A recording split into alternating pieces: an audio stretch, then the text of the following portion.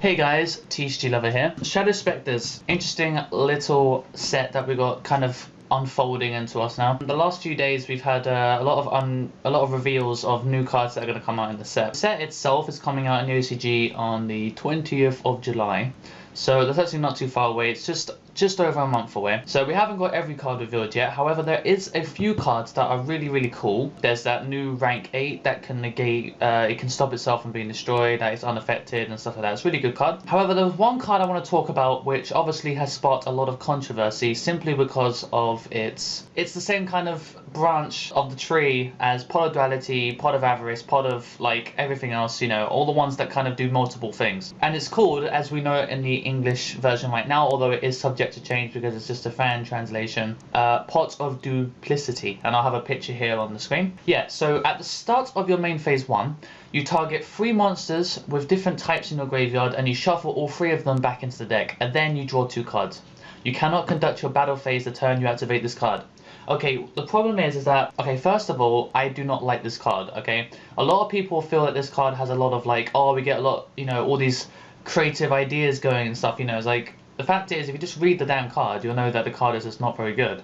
It's not like Pot of Duality, it's not like Pot of Avarice at all, even though people go, oh yeah, it's a more consistent Pot of Avarice because you don't have to target 5 cards. If you feel that this card is good right now, then you just don't understand the format. You don't understand anything. You just like, why would you think this card is good? I don't get it. The first part of it says at the start of the main phase 1. People go, oh yeah, you know, main phase 1, it means you have to activate main phase 1. That means you can do your wind up shit, you know, Sharp Magician, you know, summon stuff, summon Tyra, summon everything, gets bottomless or warning, then he goes into the grave. Oh, you've got 3 types. Let's shuffle them back into the deck and draw. It's like, no, if you read the card, it says at the start of the main phase 1, which means that you can't do that. It means that if you activate this card's effect, you have to activate it the first thing you do in the main phase 1. You can't just fail, you can't make a massive field of cards, then torrential your field, and then you can shuffle them back in and do it again. Avarice can do that for you. If you summon a whole bunch of Exceed monsters and then your opponent very timely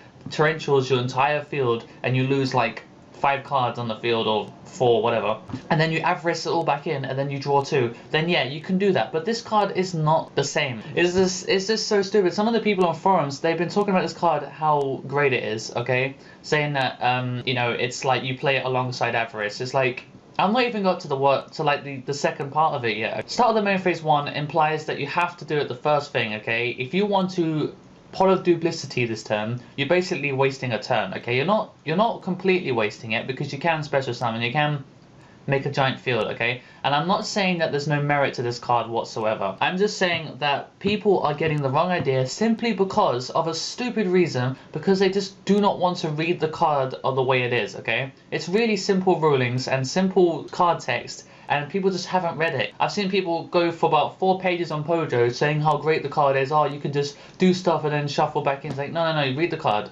I have to emphasize that greatly. Okay, so what also that means is that you cannot activate more than 1 a turn. If you could just do 3 of them a turn, like on 1 turn, then that would be pretty cool. But you can't, because it says at the start of the main phase 1, because once you've done the first one, it's no longer the start of the main phase 1, because the first, there's only 1 card that can be activated at the start of main phase 1 per turn, and that's probably going to be this card or something similar that can do that sort of wording. Okay, next up is the target 3 monsters of different types in the graveyard. If you actually take a little look at the meta right now, or even the meta of the last year or so, not many decks nowadays can actually churn out multiple types in one deck and be good at the game. The only one that really comes close recently was probably Mermills, and Mermills are still around. It's just that they mix them up. They mix up Sea Serpent, Aqua, and Fish. They can do that, but you're not going to wait until you've divaed into a Lantia and then you make a Catasta or something and then you shuffle back in. And as people say, it's a great way to shuffle back Xyz monsters and Synchros because they generally have a different type to the deck that you're playing. Not always, because a lot of times you're going to go into the archetype specific Xyz monster like Abyss Gaius or Emperor of Prophecy and things like that. But it does have that benefit, which means that decks like Windups can actually play this card quite effectively. And I do see that it does have options. People just feel like you could splash it and stuff, and it's not really splashable at all because of that and because of the start of the main phase 1.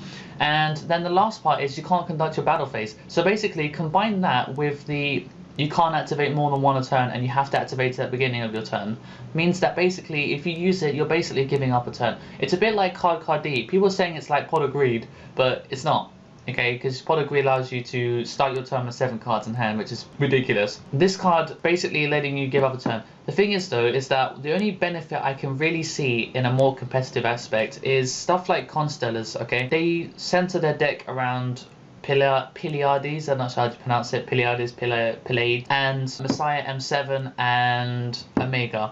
And you can create really good soft locks with a deck like that. Basically, a soft lock is where you're not locking your opponent out completely. They can still do stuff. It's just when they do something, because you can activate your card's effect on either turn, you can actually do something to them to stop them from carrying on. So Pleiades allows you to bounce your opponent's cards back into the hand, which means that if they try and summon something bigger than them, then you can just lock them out of summoning. So it's, if they have enough cards, they can get over the lock, but it's still a lock in a way, because if you only have like normal summon cards, then basically you can't do anything. They can just keep smacking you for damage. You can make a really easy soft lock with a card like this because you don't necessarily need your battle phase. You just need to be able to make that lock, and then apparently you're in a really good position. That is my opinion on the card, and I want to stress this enough that I feel like people are not reading their cards well enough anymore. You need to read the card, really do, and get an idea about what the deck is good in, when you can use it for, especially in this example, when you can actually use the card, because you need to look at the card's wording and actually get that. Lastly, think if you actually would use it.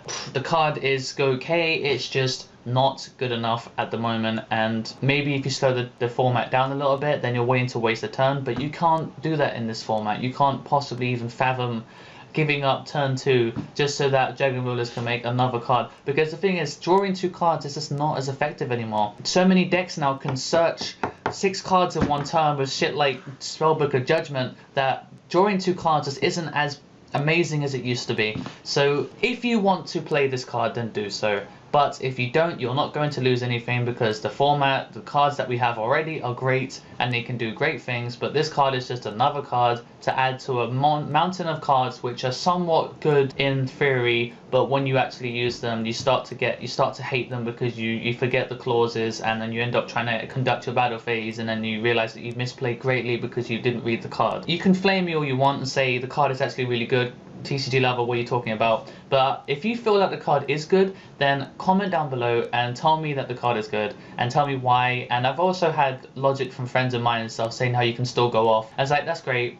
But yeah, comment down below, like this video if you haven't, if you do, thanks a lot, subscribe if you haven't, thanks a lot, and everything else, share. I'll see you guys in a few days, and I'm going to Spain next week, so I won't be able to make a video from Monday to Thursday. Until next time guys, the Thetcglover is out.